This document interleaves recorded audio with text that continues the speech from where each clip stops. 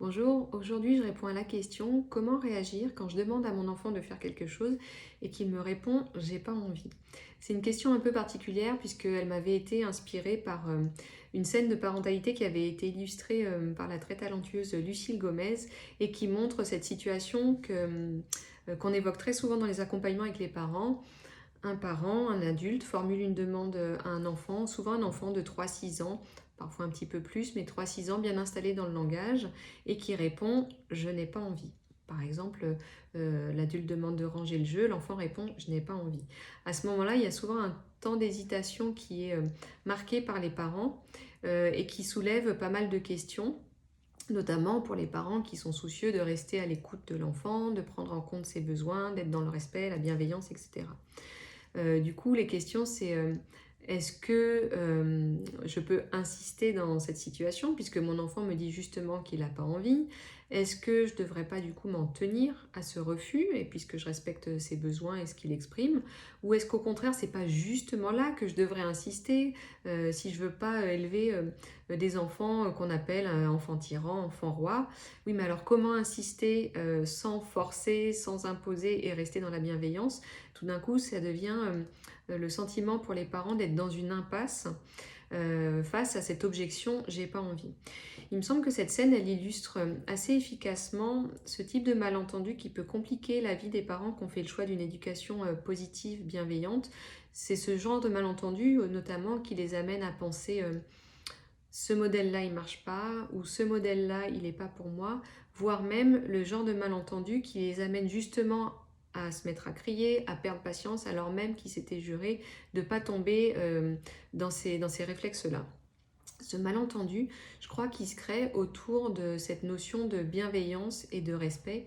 Qu'est-ce que ça vise au fond quand on a à l'esprit l'intérêt supérieur de l'enfant? Et la question essentielle, c'est qu'est-ce qu'il faut respecter dans cette situation? Qu'est-ce qu'il faut respecter dans ce j'ai pas envie? Il y a deux possibilités. On peut choisir de respecter le refus qu'exprime l'enfant. À ce moment-là, non tact, on lui demande quelque chose, il refuse, on s'en tient là, soit on range à sa place, soit on remet la demande pour plus tard, on temporise, on diffère. Plusieurs pistes sont possibles, mais qui sont de l'ordre de renoncer à la demande parce qu'on tient compte du refus de l'enfant.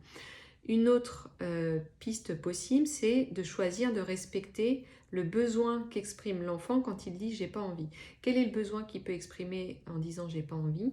Il exprime le besoin d'avoir une motivation, un intérêt pour réussir à faire quelque chose qui lui est demandé. Et là, ça ouvre de nouvelles possibilités et notamment le fait de fournir à l'enfant ou de chercher avec lui, s'il est assez grand pour ça, de chercher avec lui des façons de faire, un intérêt, une motivation qui peuvent l'aider justement à répondre à la demande du parent. Et du coup, se poser la question de qu'est-ce qu'on cherche à respecter dans cette situation-là, ça ouvre une troisième voie qui n'est ni il refuse de faire ce que je demande, donc je dois renoncer, ni il refuse de faire ce que je demande, donc je dois insister. Et cette troisième voie, c'est celle de tenir compte des besoins de l'enfant sans renoncer justement à ce qui compte pour les parents. Ça peut être des valeurs, ça peut être des objectifs en termes d'apprentissage. Derrière une activité comme ranger un jeu, il peut y avoir des valeurs autour de l'organisation, de la façon de vivre ensemble, de la contribution de chacun en fonction de ses capacités à la vie de la maison. Il peut y avoir aussi des apprentissages qui vont être de l'ordre euh, de comment est-ce qu'on peut s'organiser pour faire quelque chose qui paraît une tâche de grande ampleur en la découpant en petites tâches, des apprentissages aussi qui peuvent aller du côté de comment réussir à faire quelque chose pour lequel je n'ai pas assez de motivation, d'envie, etc. Et du coup, ça permet aussi d'aborder cette situation sous un angle différent. Et si on a déjà travaillé ensemble, je vous ai peut-être avoué mon désamour pour la vaisselle. La vaisselle, c'est typiquement le genre de choses où parfois, avant même de m'y mettre, je me dis qu'il me faudrait une pause pour trouver le courage de m'y mettre. Or, ce qui m'aide le plus quand je dois faire quelque chose que j'ai pas envie de faire, c'est justement de trouver comment trouver un intérêt à cette tâche.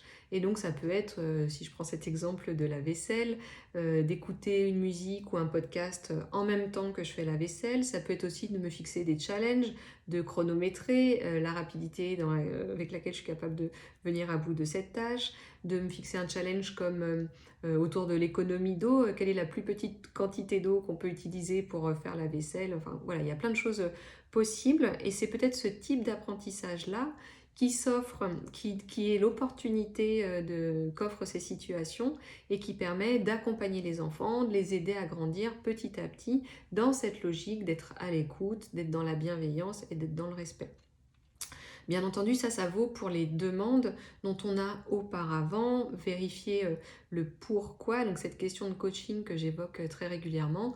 Pourquoi est-ce que je demande ce que je demande à mon enfant et qui nécessite de s'être assuré du sens de la demande, du caractère adapté aux capacités de l'enfant de la demande, mais aussi adapté au contexte dans lequel je la formule. Par exemple, est-ce que mon enfant n'est pas ce soir trop fatigué pour réussir à venir à bout d'une tâche d'une si grande ampleur?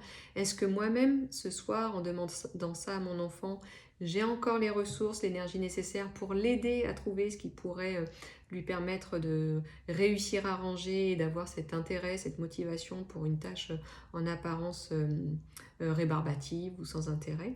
Et donc de faire ce tour-là, c'est vraiment la condition sine qua non pour pouvoir aborder les choses dans cet angle-là de qu'est-ce que je cherche fondamentalement à respecter quand j'écoute vraiment mes enfants et du coup d'aller vraiment au bout de la logique de cette bienveillance. Mais dites-moi vous, comment est-ce que vous faites, comment est-ce que vous avez tendance à réagir quand votre enfant vous répond j'ai pas envie et puis on pourra poursuivre les échanges en commentaire. Je vous dis à très bientôt, salut!